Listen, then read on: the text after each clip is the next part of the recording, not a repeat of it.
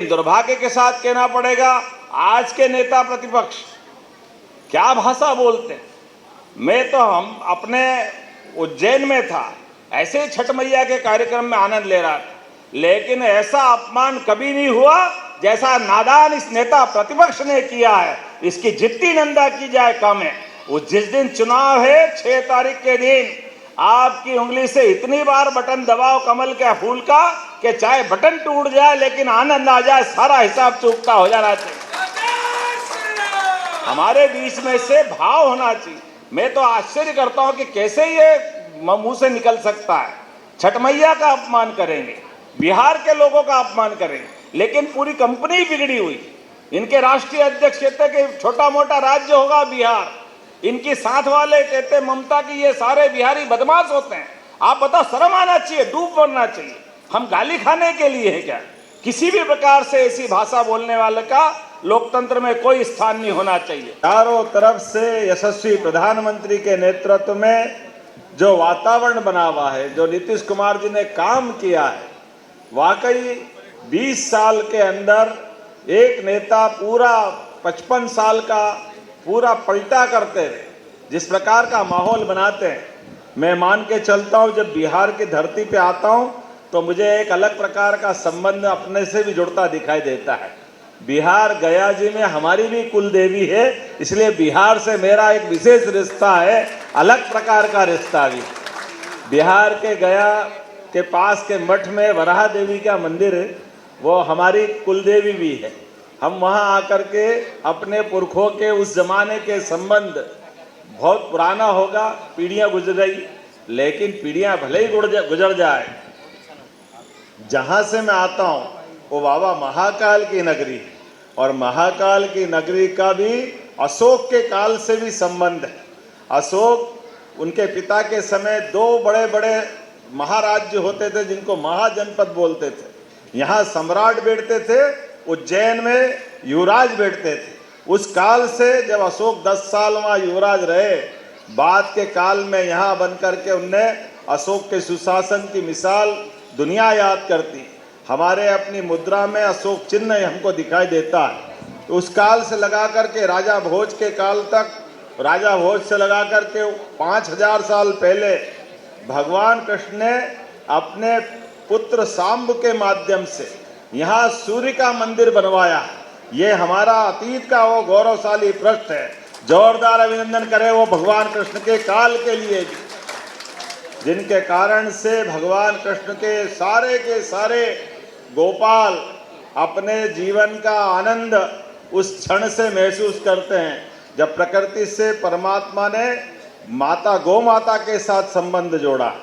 हमारी सरकार बनने के बाद यशस्वी प्रधानमंत्री के नेतृत्व में मैं भी केशव प्रसाद मौर्य जी की तरफ देख रहा था। आप भगवान राम का जयकारा लगवा रहे थे, कितना अच्छा लगता सुन करके। भगवान राम अयोध्या में अगर मुस्कुरा रहे हैं माता सरयू के किनारे, तो ये लीला ऐसे ही नहीं हुई है। सुप्रीम कोर्ट ने तो 3 तलाक के मामले में भी फैसला दिया था, लेकिन क्या हुआ, कांग्रेस ने पूरा फैसला बदल दिया, सुप्रीम कोर्ट का निर्णय धरा रह गया।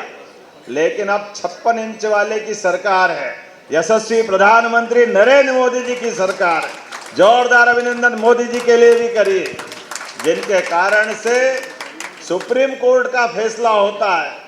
और बिहार वालों को भी धन्यवाद देता हूँ। बिहार सहित पूरे देश में फैसले के साथ चींटी भी नहीं मरती है, और भगवान राम के धाम का धूमधाम से भूमि पूजन होता, आनंद आता। यह है सरकार चलाने के तरीके, यह है भावना। और लेकिन भगवान की कृपा है, भगवान राम भी मुस्कुरा रहे हैं। और यशस्वी प्रधानमंत्री के नेतृत्व में 2022 में बाबा महाकाल के महालोक का भी लोकार्पण हुआ।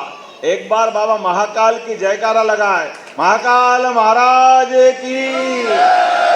महाकाल की धरती से मैं वहीं से विधायक, और विधानसभा होने के नाते से हमने माननीय प्रधानमंत्री जी से निवेदन किया कि मंदिर तो 250 साल पुराना है, लेकिन आपके आशीर्वाद से हमारी सनातन संस्कृति फिर जीवंत करने की जरूरत है। इसलिए बाबा महाकाल का महालोक भी बना। तो महाकाल के भगवान पक्के भक्त हैं हमारे प्रधानमंत्री जी, तभी तो बाबा विश्वनाथ के धाम पे चुनाव लड़ने गए। जब काशी विश्वनाथ का आनंद आ गया तो महाकाल का, महालोक का भी आनंद आना चाहिए। जब भगवान श्री राम का आनंद आया है तो अब बताओ इतने सारे आनंद में कृष्ण कन्हैया ने क्या बिगाड़ा है? जमुना जी का कृष्ण कन्हैया, सबकी आंखों का तारा, वहां आनंद आना चाहिए या आना चाहिए? तो कृष्ण कन्हैया मुस्कुराना चाहिए कि नहीं मुस्कुराना चाहिए? बोला कृष्ण कन्हैया लाल की। ये जो चुनाव है, ये चुनाव इस दौर का है। यशस्वी प्रधानमंत्री सब क्षेत्रों में काम कर रहे हैं, देश के दुश्मनों से भी निपटने का काम कर रहे हैं, और भगवान राम और कृष्ण की धरती है भारत, और भारत के अंदर ये जो दो धारा, दो देवताओं के माध्यम से सभी लोगों को जो रोमांचित करते, जिनके आशीर्वाद से हमारी सनातन संस्कृति पुष्पित पल्लवित होती है। ऐसे में भगवान राम का आनंद जब धाम में, अयोध्या में आनंद दे रहा है तो मथुरा का भी आनंद आना चाहिए। एक श्लोक है, उस श्लोक का आनंद है, अयोध्या मथुरा माया काशी कांची अवंतिका पुरी द्वारावतिश्चैव सप्तैते मोक्षदायिका। तो मथुरा का आनंद कैसे रह सकता है? तो ये चुनाव हमको याद रखना, दिल्ली का भी इसी से जुड़ा हुआ संबंध है। जब 15 लाख करोड़ से बिहार का आनंद बढ़ाया तो हमारे अपने मथुरा का आनंद भी आना चाहिए। ये उप मुख्यमंत्री जी भी बैठे हैं, राजू भैया आना चाहिए कि नहीं आना चाहिए? ये हमारे लिए सौभाग्य की बात है। चारों तरफ सभी दूर जिस प्रकार का वातावरण बना हुआ है हमारी सरकार के माध्यम से, मैं तो माननीय प्रधानमंत्री और भारतीय जनता पार्टी को धन्यवाद देना चाहूंगा। धन्यवाद का कारण भी बताता हूं। हमारी अपनी इस पार्टी के बनने के बाद हमने अपनी सरकार लगातार चलाई, पूरे प्रदेश के अंदर सिंचाई का, बिजली का पूरा प्रदेश, जैसे बिहार बदला है कमोबेश उसके साथ मध्य प्रदेश भी बदला है। लेकिन उससे ज्यादा आनंद तब आ रहा है जब हमारी सरकार वापस 2003 में बनी, और मेरे जैसे व्यक्ति को, जिनके परिवार में कोई विधायक नहीं, कोई सांसद नहीं, मंत्री का तो सवाल ही नहीं उठता और मुख्यमंत्री की कल्पना भी नहीं कर सकते, लेकिन केवल भारतीय जनता पार्टी है जो हमारे से गरीब परिवार के व्यक्ति को भी आज मुख्यमंत्री का पद देती। ये है पार्टी और पार्टी की प्रतिबद्धता। एक एक कार्यकर्ता, जब मेरे जैसे व्यक्ति को मौका मिल सकता है, जो कोई भी हो सकता है, तो ये आप में से भी कोई हो सकता है। लोकतंत्र का मतलब ही है कि हर गरीब से गरीब परिवार के व्यक्ति को भी बड़ी से बड़े पद मिल जाए। मित्रों, ये लड़ाई इसी बात की है। एक तरफ एक खानदान के लोग लड़ रहे हैं और एक तरफ आम व्यक्ति के परिवार से निकला हुआ व्यक्ति आज देश का प्रधानमंत्री बनता है। जोरदार अभिनंदन नरेंद्र मोदी जी के लिए भी करिए। गरीब परिवार का व्यक्ति, चाय बेचने वाले परिवार का व्यक्ति, पिछड़े वर्ग का व्यक्ति अगर प्रधानमंत्री बनता है तो ये हमारे लिए गौरव की बात। आजादी के पहले चंद्रशेखर आजाद, भगत सिंह, सारे क्रांतिकारी, सारे स्वतंत्रता सेनानियों, इनने जो लड़ाई लड़ी थी वो लड़ाई जनतंत्र की लड़ाई थी, जनता की लड़ाई थी। और यहाँ से तो हमको अलग ही आनंद आता है। आपातकाल लगाने का पाप भी जो आज नेता बन रहे हैं, उनके पापा और उनकी दादी ने आपातकाल लगा करके लोकतंत्र का गला घोटा था। इनकी जुबान पे कंट्रोल ही नहीं, क्या बोलते, शर्म आना चाहिए। कहाँ अटल बिहारी वाजपेयी जैसा व्यक्ति 50 साल तक अपोजिशन में रहकर नेता प्रतिपक्ष बनकर के दुनिया के अंदर भारत का मान जब सम्मान बढ़ाता है। जोरदार अभिनंदन अटल बिहारी वाजपेयी जी के लिए करिए, जिनकी वाणी में ओज, भाव में तेज, और जिस प्रकार से उनने काम किए। छोटे से छोटे गांव के अंदर प्रधानमंत्री सड़क दे करके उन्होंने गांव वालों का मान सम्मान बढ़ाया, और अपने में से वर्तमान के प्रधानमंत्री किसानों को किसान सम्मान निधि दे करके, एक सीमा पे जवान, दूसरा किसान, दोनों का बराबरी से निगाह देखने वाले माननीय प्रधानमंत्री जी। लेकिन दुर्भाग्य के साथ कहना पड़ेगा, आज के नेता प्रतिपक्ष क्या भाषा बोलते हैं। मैं तो हम अपने उज्जैन में था, ऐसे ही छठ मैया के कार्यक्रम में आनंद ले रहा था, लेकिन ऐसा अपमान कभी नहीं हुआ जैसा नादान इस नेता प्रतिपक्ष ने किया है। इसकी जितनी निंदा की जाए कम है।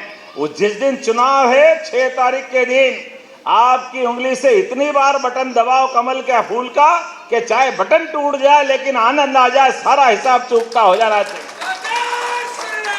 हमारे बीच में से भाव होना चाहिए। मैं तो आश्चर्य करता हूं कि कैसे ये मुंह से निकल सकता है।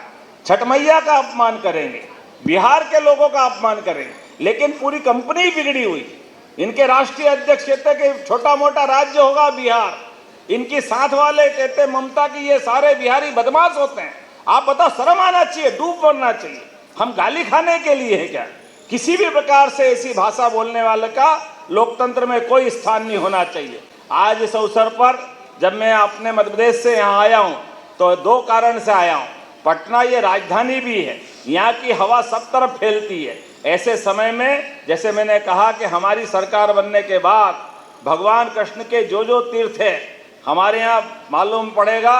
भगवान कृष्ण ने कंस को तो मारा, लेकिन कंस के मारने के बाद शिक्षा का क्या महत्व है ये उस काल में भी उनने बताया। भगवान ने कंस को मारने के बाद कुर्सी नहीं पकड़ी, कुर्सी को उनके नाना जी को बिठाया, वो शिक्षा ग्रहण करने उज्जैन आए। 14 विद्या 64 कला, चारों वेद उपनिषद पुराण सब पढ़ने के बाद उनने शिक्षा ग्रहण की। तो हम सब भी एक संकल्प करें, अपने बच्चों को पढ़ाए लिखाए आगे बढ़ाए। निश्चित रूप से आगे बढ़ने के लिए शिक्षा का महत्व है। इसलिए हमारी सरकार ने बनने के बाद जहाँ जहाँ लीलाएं भगवान की मध्य प्रदेश में भी हुई भगवान कृष्ण की, वहाँ वहाँ हम उनके देवालय बनाने वाले हैं, तीर्थ बनाने वाले हैं। चाहे उज्जैन हो या ना कृष्ण और सुदामा की दोस्ती महितपुर में हुई हो, महितपुर नामक स्थान हो, या माता रुक्मणी के हरण के समय जहाँ युद्ध हुआ उस स्थान पे, या परशुराम जी ने जहाँ सुदर्शन चक्र भगवान कृष्ण को दिया, एक एक स्थान को तीर्थ हमारी सरकार के माध्यम से बनाने वाले हैं।